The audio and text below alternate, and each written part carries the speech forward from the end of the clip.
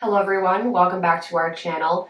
Bex here today to share my answers for the books and life tag. I was tagged by Olive over at Book Olive, and this tag was originally created by Steve Donahue, and I have both of their channels linked below if you want to go watch those videos. This tag is 11 questions about exactly what you would expect, books and life. This may get a little chatty, so let's go. The first question is, on a scale of 1 to 10, 1 being a normal person and 10 being the late Harold Bloom, how much are books and reading a part of your life? I would say I am at an 8. It is my main hobby. I love collecting books. What you're seeing here is just a portion of my collection.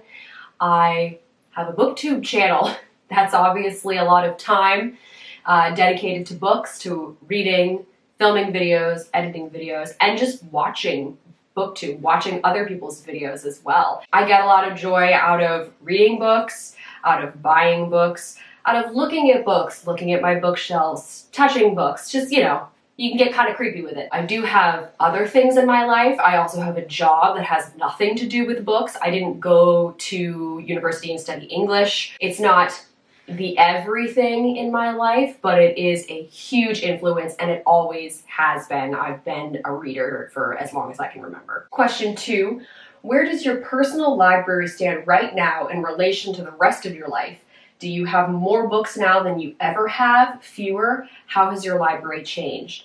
I definitely have more books than I have ever had in my life as I've gotten older and I've had more disposable income. I am less worried about spending money on books. I often go to thrift stores and see what I can find because I find that very fun. If there's a library book sale, which there hasn't been lately, but if there is, I'm always there seeing what I can find.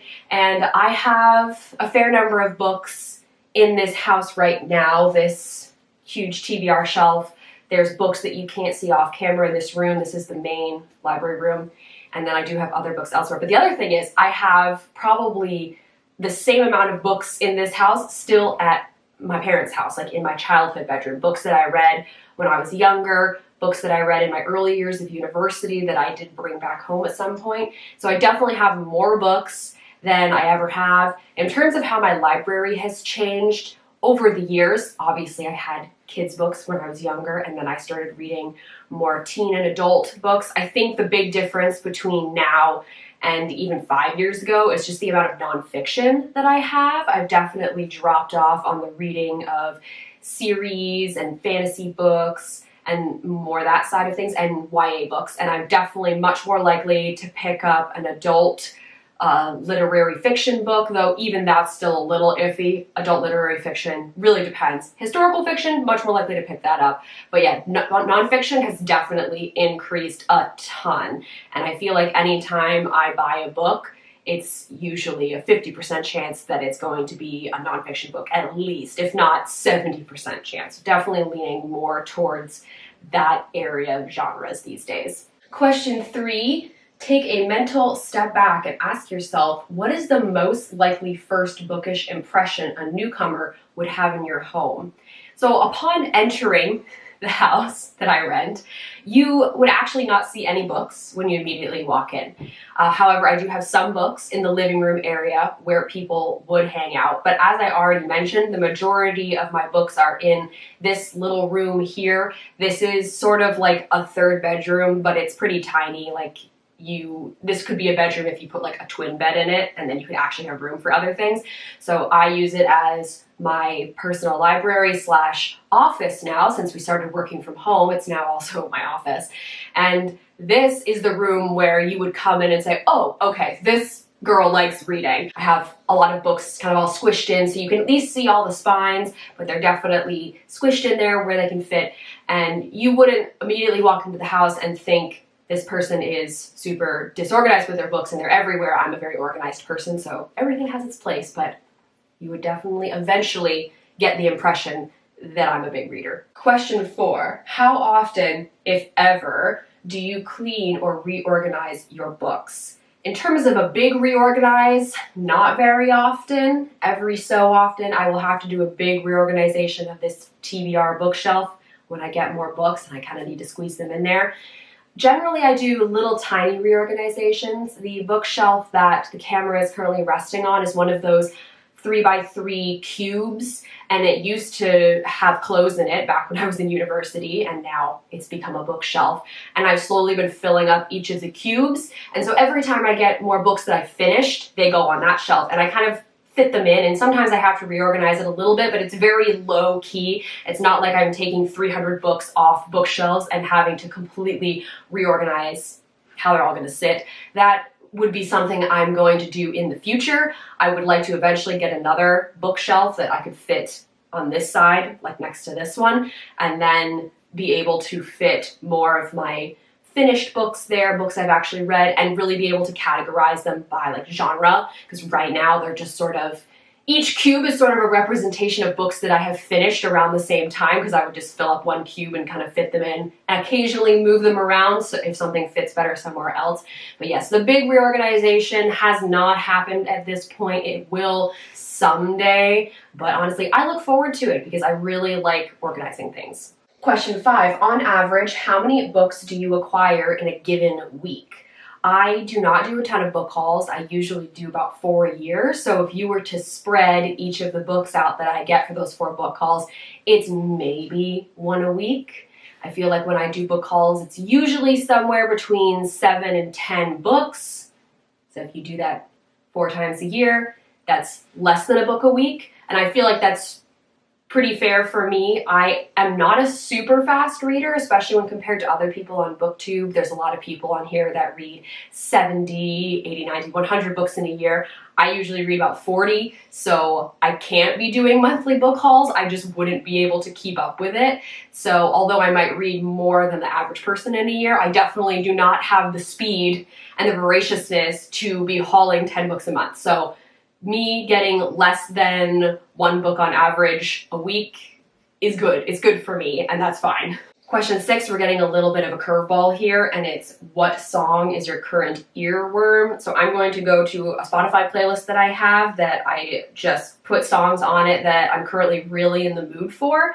And let me just scroll down to the bottom and see which ones I've added recently, because there's always a few songs that are like the songs when you hear them, they get stuck in your head. And so let's see. Oh, Solar Power by Lorde. That's a newer song, newer release. That's definitely a song that once it comes up, it gets stuck in my head. And I love Lorde, so I have listened to that new album, and Solar Power was the first single, so I added it to this list of songs that I really wanted to listen to, and yeah, it definitely gets stuck in my head. Another one that I do want to mention that's the opposite side of the spectrum in terms of it was released back in the late 60s is Nights in White Satin by the Moody Blues. That's another one that every time it comes up, I'm like, oh yes, I really want to listen to this, and then it gets stuck in my head and I just keep singing the same refrain over and over again. So either of those songs, feel free to check them out if you haven't already. They're very good. They just might get stuck in your head.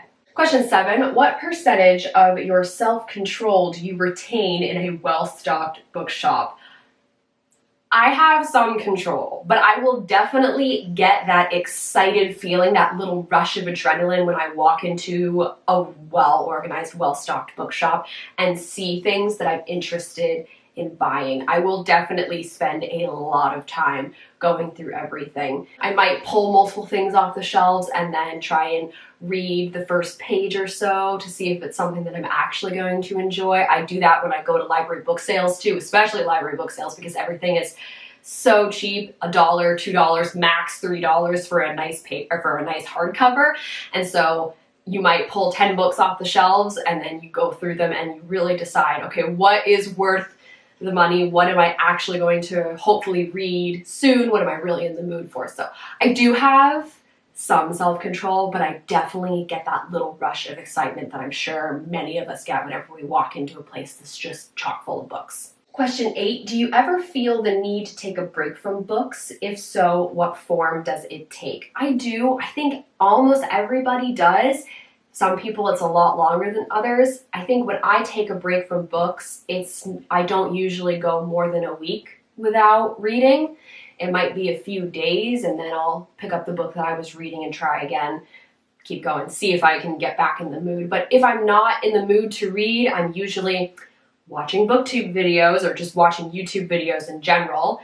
or I'm watching movies, occasionally a TV show, and then also just like going out and doing things with friends now that that is more possible again. You know, we're still experiencing the pandemic, but things, at least in Ontario, are under control enough right now that we can go spend time with people, going hiking. I mean, those are kind of my main pastimes, is just, yeah, going outdoors, watching TV, watching YouTube. And so that's what I do on a normal day. And so it's something that I would just lean into more if I really wasn't in the mood to read. I will say that when I'm watching booktube videos, often those videos that I'm watching will kind of spark that desire to read depending on what the video is. So sometimes if I'm feeling like I'm just not really in the mood to read, I'll watch a booktube video and then suddenly I'm in the mood to read again. So that's a really nice benefit of being part of this community. Question 9, when you meet a new person, how long does it take you to bring up books?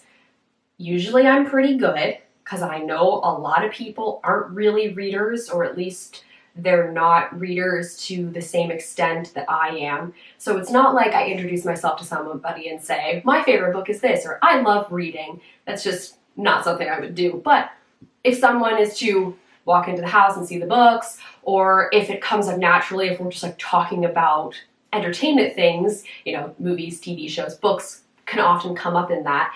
And so I might mention that, oh, I read the book that that TV show or movie was adapted from. And then you can sort of get into that discussion about books. But it's certainly not something that I shove in people's faces. In terms of how long it would take, it could take a really long time before people know. But I don't think anybody is ever surprised when they find out that I am a reader, especially if they've known me for a little bit and then it comes up.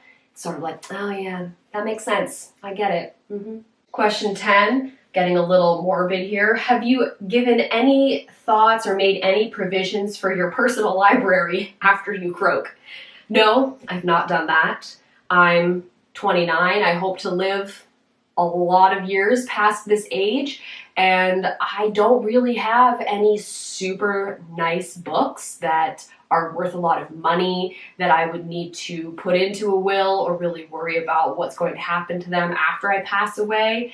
The books that I do have, many of them, people could just take them. That's cool. You can donate them, give them to friends, whatever. There's some of the books that I have, they're sentimental and nostalgic, but it's just for me. It doesn't necessarily mean anything to anyone else. So if I'm gone, I'm gone. I'm not here to be nostalgic about my books anymore. I don't have anything that I think like a university library is gonna want, anything like that. So, you know, they're here for me. I enjoy them. I keep the ones that I like and they make me happy. And the final question, question 11, are you known among your friends and loved ones for your weird and probably unhealthy relationship with books? Yes. Everyone in my family, my immediate family, my extended family, know that I love reading. And I have many members of my extended family and immediate family that enjoy reading. So it's not like I'm the weird one or anything, but I'm definitely the one that it comes up the most. I think they all know I have a booktube channel with Les, so they're aware that not only do I read, but that I make videos about it online. And I've been doing that for 9.5 years now, so clearly I like books, and they all know it, and that's cool. They know that they can come talk to me if they want to know about a book. I haven't read everything, but just because of the areas that I hang out in on the internet, I've heard of a lot of books and know a little bit about them, even if I haven't read them. So I can have a friend or a family member come to me and ask me, have I read this book? Do I know anything about it? So I can provide some sort of thoughts on things, even if I haven't actually sat down and read it myself. So yes, among my friends and family, I am the person that's known for being obsessed with books. And if they want to come to me and ask questions about books that they're interested in or books that they've recently read, they want to chat with me, that's great. I love that. Those are my answers for the books and life tag. Like Olive, I'm going to tag a few people down below, but if you're not on that list and you really want to do this tag, feel free to do so. I'd love to hear your answers. You can let me know if you do the tag. As always, all of our links are in the down bar. You can go check those out if you feel so inclined. Thank you guys very much for watching, and I'll see you later.